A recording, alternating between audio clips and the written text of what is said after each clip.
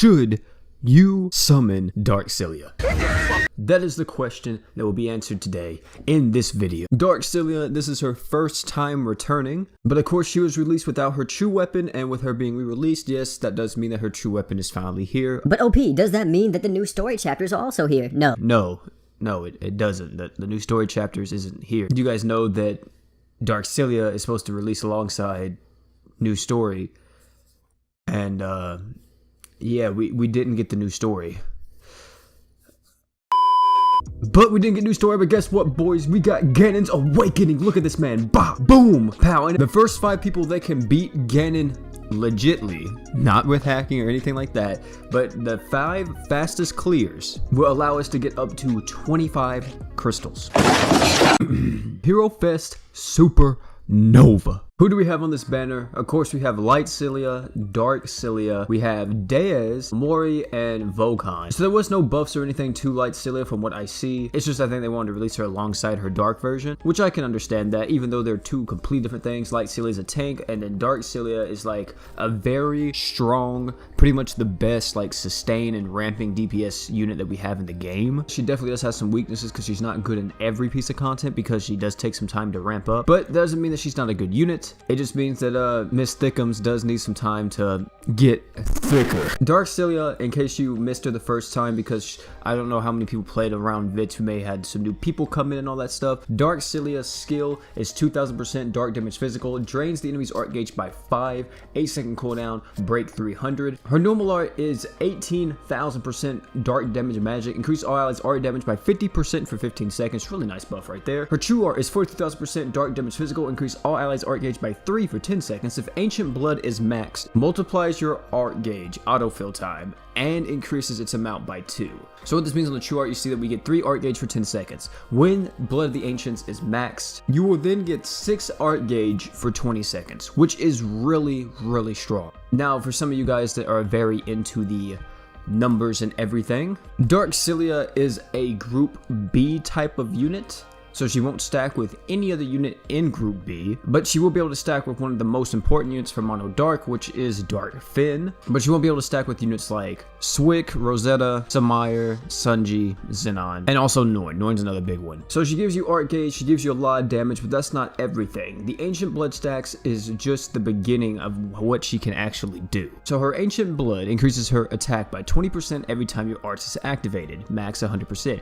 At max, you get damage and crit rate 100% up. So she's giving herself 100% attack, 100% damage, and 100% crit, which is insane. She literally can be the solo damage dealer on your team and you would be perfectly fine.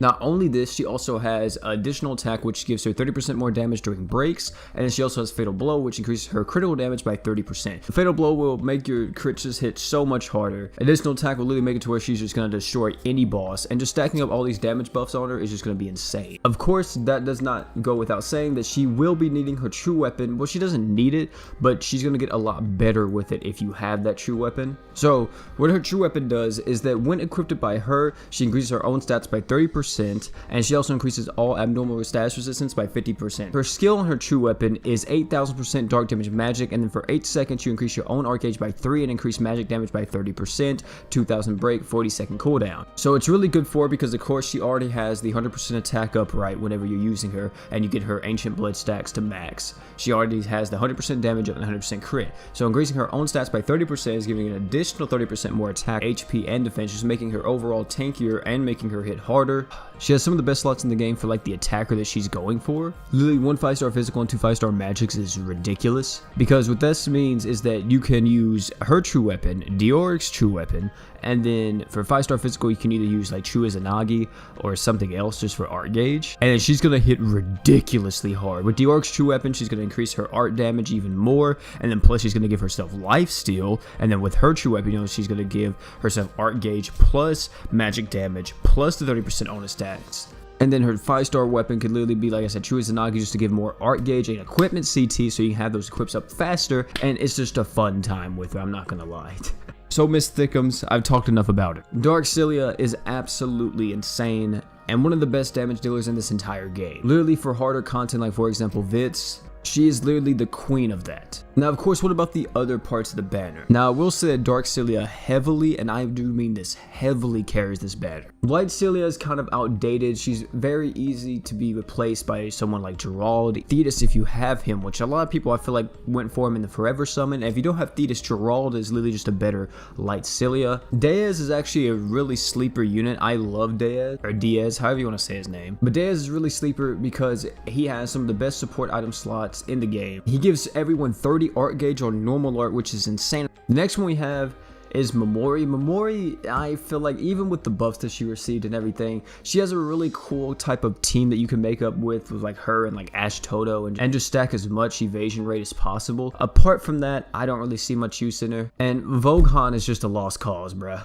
So, is this a summon? I need to think about this in a long-term perspective. If you get Dark Celia, you will have literally one of the best units in the game for months and months and probably even years to come. She's extremely strong in any type of content that is extremely difficult, and you need to stay in that fight for a long period of time. Not only this, I do want you guys to know that yes, Dark Celia's banner is really good, or she is really good, but we do have other banners coming out soon. For example, Shuri is literally probably right around the corner, so if you're looking forward to Shuri, you may not want to go too hard on this banner.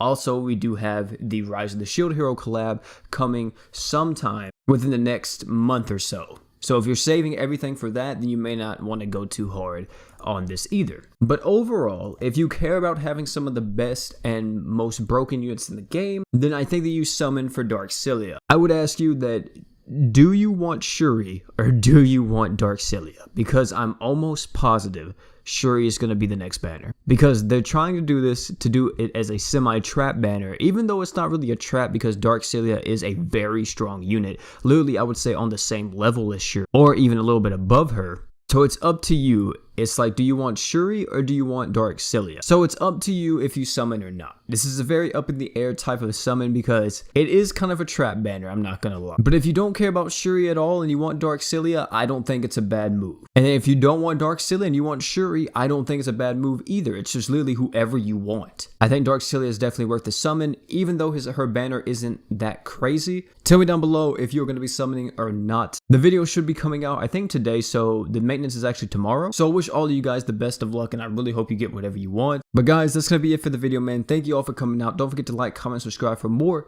Grand Summoners content on the channel. But thank you all for coming out. And one last thing, you guys already know, man. You guys already know. Don't forget to drink water and wash your hands, bruh. Good lord. It's crazy to me that people are really like, hey, bruh, now since Corona's a thing, I'm going to start washing my hands. Like, you didn't do this before?